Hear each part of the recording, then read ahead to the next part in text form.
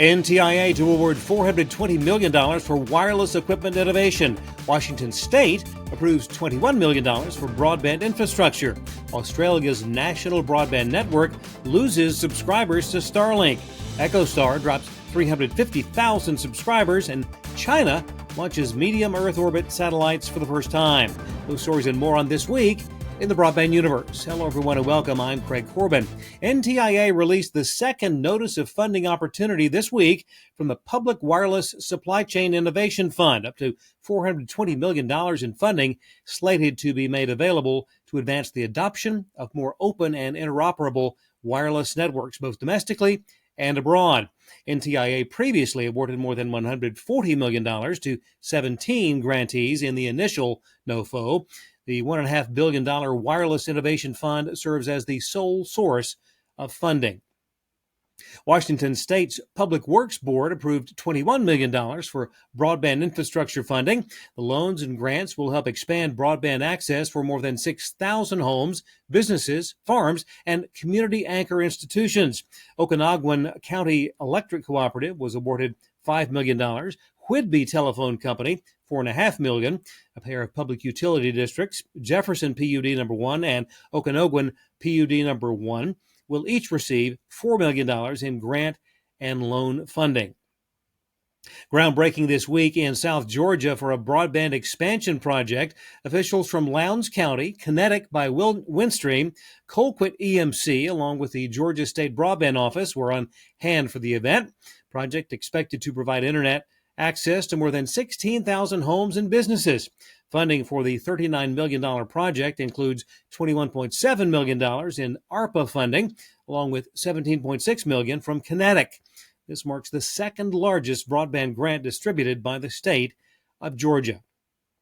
Subscribers to Australia's national broadband network are leaving by the droves, primarily due to a combination of price, speed, and the availability of Starlink.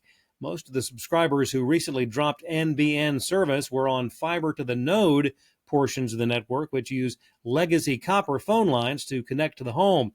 The two largest retailers on the Australian National Broadband Network, TPG and Telstra, reported losing 109,000 and 58,000 NBN customers, respectively. Higher speeds offered by Starlink have driven the NBN exodus. Starlink now with more than 200,000 subscribers in Australia. The first ever medium Earth orbit broadband satellite launch by China this week. Tsingshan Tech plans to put 8 satellites into 20,000-kilometer medium Earth orbit as part of a global communications constellation, which can be expanded to a total of 32 satellites. The Smart Skynet constellation may eventually be joined to China's low Earth orbit constellations. In addition, the city of Shanghai is developing a broadband mega constellation project with 108 LEO satellites slated for launch this year, and a total of 12,000 upon completion. Frontier Communications has posted Q1 revenues of $1.56 billion, which marks year-over-year quarterly revenue growth for the first time since 2015. The company added 88,000 fiber broadband subs during the first quarter and is planning a network build-out to more than 10 million locations. Q1 was not as kind to EchoStar. Revenue losses of $107 million and 348,000 fewer pay TV subs. The company said the losses resulted from an emphasis on acquiring higher quality subscribers. The FCC has released a tentative agenda for May's open meeting scheduled for Tuesday the 23rd. It included a notice of proposed rulemaking designed to strengthen national security by way of a crackdown on tech labs certifying RF equipment with ties to China and Russia. Also on the slate, a restricted adjudication from the Media Bureau, along with several enforcement actions. Also from the FCC, a request for nearly $5 billion in funding for support of so-called communications rip and replace projects for Huawei and ZTE equipment that have been banned for use in U.S. networks by Congress.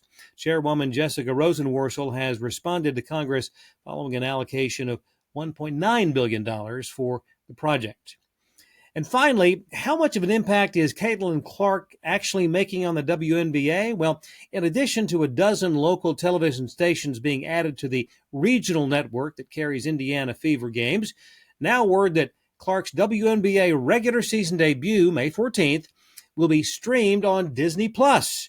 The Indiana Fever versus the Connecticut Sun marks the first ever non-animated live sports event on Disney+. How about that?